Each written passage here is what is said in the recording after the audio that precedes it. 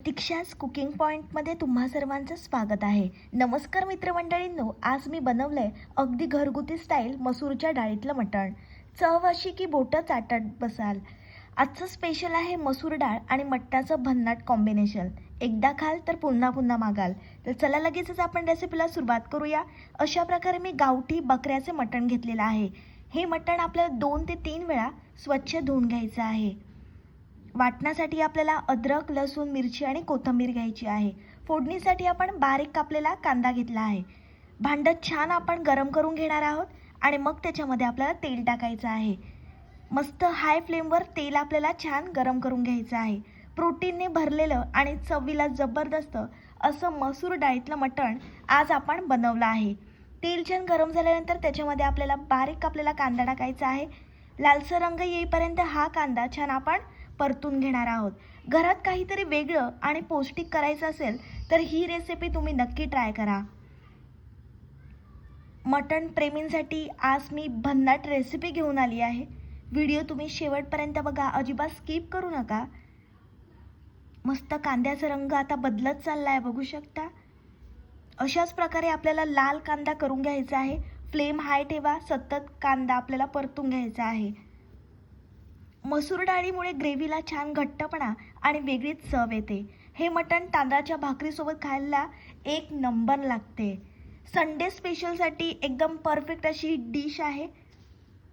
मस्त कांदा आपला परतून झाला आहे. आता आपल्याला त्याच्यामध्ये अर्धा चमचा हळद टाकायची आहे. 1 मोठा चमचा आपण एव्हरेस्टचा मटण मसाला वापरला आहे.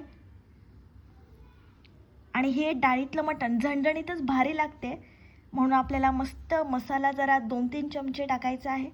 घरगुती आगरी कोळी मसाला टाकला आहे मी. तुम्ही तुमच्या आवडीचा कोणताही मसाला किंवा ठेवणीतला मसाला वापरू शकता.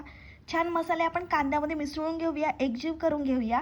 मसाले परतताना आपल्याला फ्लेम लो किंवा मीडियम ठेवायची आहे. आज आपल्या स्वयंपाकघरात सुगंध दरवळतोय, कारण आज आपण बनवतोय मसूरच्या डाळीतलं खास मटण. हे कॉम्बिनेशन थोडं वेगळं आहे, पण चवीला एकदम जबरदस्त लागते. मसाले छान परतल्यानंतर आपण स्वच्छ धुवून घेतलेलं मटण टाकणार आहोत. मटण बनवण्याची प्रत्येकाची पद्धत ही वेगवेगळी असते, पण अशा प्रकारे एकदा मटण तुम्ही बनवून तर बघा. चव विसरणं अशक्यच आहे. तुमच्याकडे कोणतेही पाहुणे असो किंवा कोणीही मित्रमंडळी आलेले असो, हे मटण त्यांनी एकदा चाखलं ना की तुमची ते नेहमी आठवण काढत राहतील. मटण छान आपण त्या मसाल्यामध्ये एकजीव करून घेऊया. मस्त आपल्याला परतून घ्यायचं आहे. मटण शिजत असताना घरभर जो मसाल्याचा आणि डाळीचा सुगंध पसरतो ना, तोच भूक वाढवायला पुरेसा असतो. मसूर डाळ मटणाला एक छान घट्टपणा आणि हलकीशी गोडसर चव देते, त्यामुळे ग्रेव्ही एकदम रिच आणि टेस्टी बनते. छान मटण आपलं मसाल्यामध्ये एकजीव करून झालेलं आहे. मटणाची संपूर्ण चव त्याच्या शिजण्यावर अवलंबून असते. आपण 5 मिनिटांसाठी झाकण ठेवून एक वाफ दिली आहे मटणाला. छान वाफ आली आहे आणि मस्त तेल सुटलं आहे मटणाला. रंगावरूनच तुम्हाला समजत असेल किती भारी लागणार आहे गावठी मटण. ग्रामीण भागामध्ये बऱ्याच ठिकाणी असं मसूर डाळीतलं मटण बनवलं जाते आणि ग्रामीण भागाची आठवण तुम्हाला करून देण्यासाठीच ही नेमकी मी रेसिपी तुमच्यासोबत शेअर करते आहे. मस्त मटण आपण मसाल्यामध्ये परतून घेऊया, म्हणजे मटण मसाल्यामध्ये आपल्याला मुरून घ्यायचं आहे.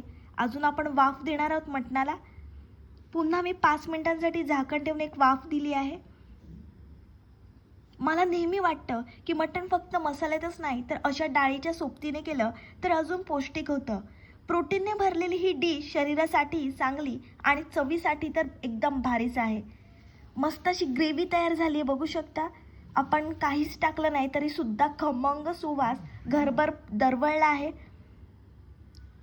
छान रंग आला आहे. हे मटण तुम्ही गरमागरम बासमती राईससोबत, तांदळाची भाकरीसोबत, चपातीसोबत कशासोबतही खा, अप्रतिम लागते. आता आपण छान वाटण तयार करून घेतलं आहे. वाटणामध्ये आपण अद्रक, लसूण, मिरची, कोथिंबीर घेतली आहे. त्याच्या व्यतिरिक्त आपल्याला काहीच घालायचं नाही आहे. मस्त आपण एकजीव करून घेऊया. छान आपल्याला मटण त्या वाटणामध्ये एकजीव करून घ्यायचं आहे. हे मटण चवीला एवढं भन्नाट लागते ना की चव शब्दात तुम्हाला सांगता येणार नाही, खाल्लं कीच समजेल. जे नॉनव्हेज प्रेमी आहे, मटण प्रेमी आहे, त्यांनी ही रेसिपी एकदा जरूर ट्राय करा. आणि रेसिपी ट्राय केली की मला कमेंट करून नक्की कळवा की कशी झाली होती रेसिपी. पुन्हा आपण 5 मिनटं झाकण ठेवणार आहोत. झाकणावर आपल्याला पाणी ठेवायचं आहे, म्हणजे आतून सुद्धा छान वाफ येईल. मस्त आपला पाणी सुटलंय मटणाला. गरम पाण्याचा वापर केलाय मटण शिजण्यासाठी मी. याच्यामुळे मटण लवकर शिजण्यास मदत होते. तुम्हाला जेवढा रस्सा हवा असेल तेवढं तुम्ही पाणी कमी जास्त करू शकता. गरमागरम भाकरी, ज्वारीची भाकरी किंवा साधा भात कशासोबत हे मटण एकदम परफेक्ट लागतं. पाहुणे असतील तर ही डिश टेबलवर ठेवल्यावर सगळ्यांकडून नक्की कौतुक तुम्हाला मिळणार आहे. आता हे मटण आपण 50% शिजवून घेतलं आहे. आता मटण आपल्याला कुकरमध्ये टाकायचं आहे. मसूरची डाळ मी 2 वेळा स्वच्छ धुवून घेतली आहे. आता कुकरमध्ये आपण स्वच्छ धुवून घेतलेली डाळ टाकणार आहोत.